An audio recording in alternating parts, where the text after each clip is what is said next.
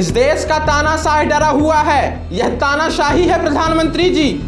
आप घबराए हुए हैं, डरे हुए हैं। जिस तरह से देश में पत्रकारों की आवाज को दबाया जा रहा है, अभिव्यक्ति की आजादी का गला घोंटा जा रहा है, इससे स्पष्ट है कि इस देश में तानाशाही चल रही है। आखिरकार मैं जानना चाहता हूं कि पत्रकारों की आवाज को क्यों दबाया जा रहा है? किसने अधिकार दिया आपके मंत्रालय को? क्यों आपका मंत्रालय पत्रकारों के YouTube चैनल को बंद करवा रहा है? और जब बंद करवा रहा है तो उसका ठोस कारण भी देना पड़ेगा मंत्रालय को। यह अभिव्यक्ति की आजादी का हनन है प्रधानमंत्री जी।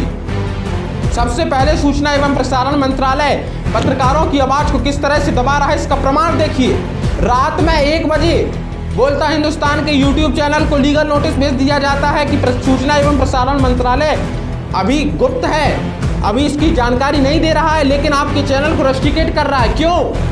क्योंकि बोलता हिंदुस्तान आपसे सवाल करता था। कैसे सवाल किया जाता है? गोदी मीडिया से अलग था, इसलिए आपने उसके चैनल को उड़वाया है। इतना नहीं, बोलता हिंदुस्तान के इंस्टाग्राम पेज को खत्म करवा दिया जाता है। क्यों?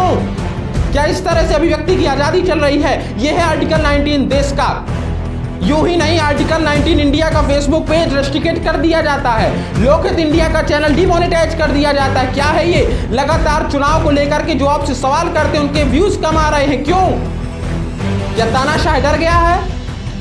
क्या तानाशाह अब सदमे में है? इस तरह से लोकतंत्र में अभिव्यक्ति की आजादी होगी? लोग सवाल पूछेंगे आपसे तो आप इस तरह से मंत्रालय देंगे?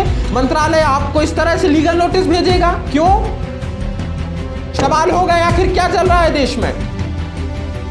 इतना ही नहीं, रवीश कुमार ने भी इस खबर को लेकर के बात कही है। क्या कहा रवीश कुमार ने आपकी स्क्रीन पर? वजह भी नहीं बताई गई और चैनल भी बंद कर दिया गया।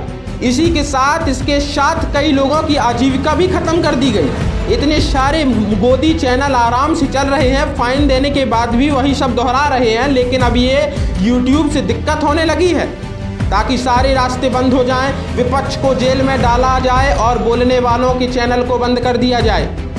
फिर 400 क्या 800 आ ही जाएगा। यह सरकार निंदा के असर से ऊपर उठ चुकी है। क्रूरता बरतने में इसे गर्व होता है।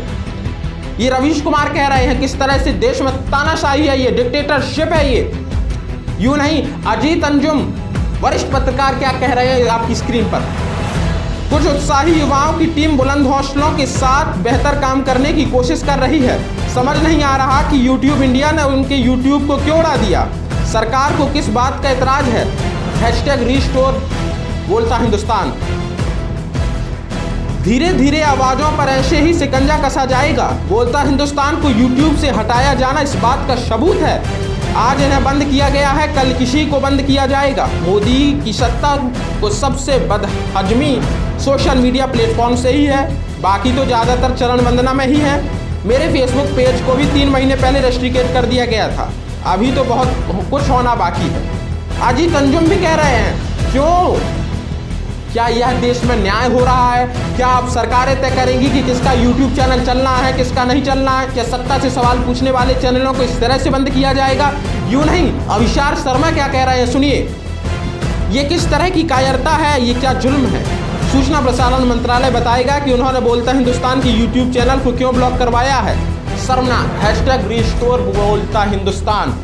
आप भी इस कैंपेन में हिस्सा बनिए। रिस्टोर बोलता हिंदुस्तान के साथ खड़े होइए, क्योंकि यदि आज आप खड़े नहीं होंगे तो आने वाला समय आपका होगा, मेरा होगा। इसीलिए खड़े होइए और आवाज बुलंद कीजिए। इस देश में सत्ता से सवाल करिए।